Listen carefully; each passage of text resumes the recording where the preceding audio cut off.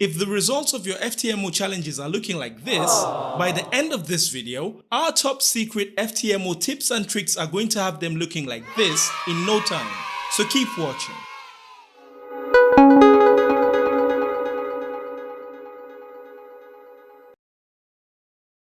You see, just like you, I've had my fair share of failed prop firm challenges in the past. In fact, I was so frustrated with my trading performance because I just couldn't seem to be able to pass any prop firm challenge, even if my life depended on it, until I stumbled across the secret formula, which I'm going to be sharing with you in this video.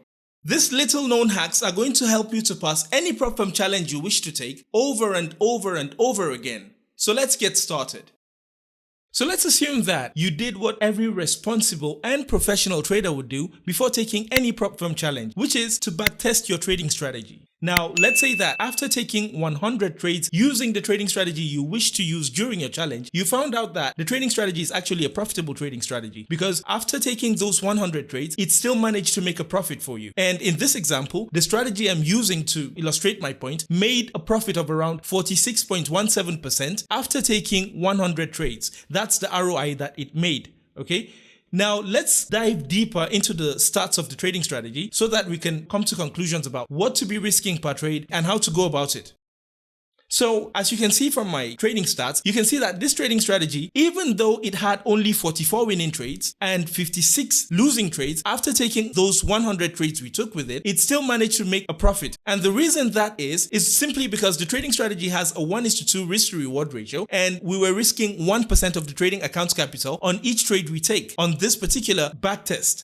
Now, the thing is, if you pay close attention to the max consecutive wins and the max consecutive losses of this trading strategy, you'll find out that its max consecutive wins, the best it's ever had, was 4 winning trades. And at its worst drawdown, it had 7 consecutive losing trades.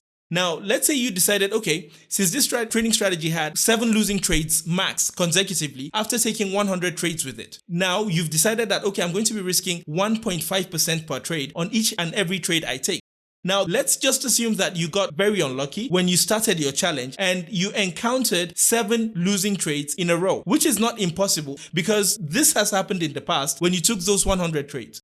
Now, in this particular case, this would mean that you would lose that challenge. So if you've saved up all of this money to take a $100,000 or $200,000 FTMO challenge, only for you to take it with a trading strategy that is actually profitable, but it just came across the moment in the market when it usually doesn't perform at its best because the market conditions were not favoring it, guess what? You would have lost that challenge and you can't even go back to attempt it again. So instead of going at your challenges like this with an all-in mindset, what you should be doing is you should try to take multiple challenges.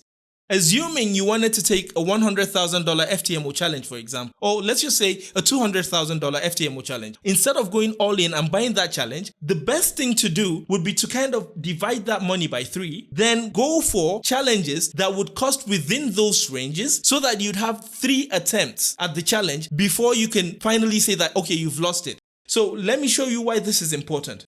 Let's assume that you decide that I'm not going to be going with a $200,000 FTMO challenge, but I'm going to be going with 3 $50,000 FTMO challenges. And as a result of this, the first challenge you took, the market conditions were not favoring you. And so what happened was you ended up losing 7 trades in a row. And since you are risking 1.5% of that account on each and every trade you took, guess what? The first challenge would have been a dud. You would have lost that first challenge. But if you continued consecutively, immediately after losing that first challenge, you went and started trading on the second challenge using the same trading strategy, the odds are very high that since you lost 7 trades in a row with the previous challenge and you blew it, now, the next couple of trades you're going to be taking, the odds are very, very high that they are not going to be losing trades. And as a result of that, if you only had a couple of them being winning trades, it's going to either give you the edge to pass that challenge or be above break even, which would make it more easier for you to eventually pass the challenge. So let's say you bought 3 challenges of $50,000 each. The first challenge you lost because you had 7 losing trades in a row. Market conditions were not favoring you at all. And so on the second challenge account which you bought, when you started trading, you are risking 1.5% of the account's capital on each trade you took, but then you had 2 back-to-back winning trades. And since you're using asymmetric compounding, those 2 winning trades you had in your second challenge account would have brought in more than enough profit for you to pass that challenge. What I want you to pay attention to is the fact that you shouldn't put all of your money or all of your savings on taking one challenge, especially if that's all the money you can afford to lose. So if the money you want to take your challenge with, if that's all you can afford to lose, don't purchase just one challenge and go all in with it. Because trading at the end of the day is a probabilities game. And there's a possibility that you could end up blowing that first challenge which you take. So eventually, if you put all of your money or savings into taking one challenge, it's likely that you could eventually blow it. But if you broke this down and kind of managed your risk, not on a trade by trade basis, but on an account basis. So instead of putting all of your money on taking one challenge, you broke down that money into taking something like 3 consecutive challenges, because it's going to be extremely difficult for you to lose all 3 challenges using one trading strategy on one currency pair with asymmetric compounding. It's going to be very, very hard.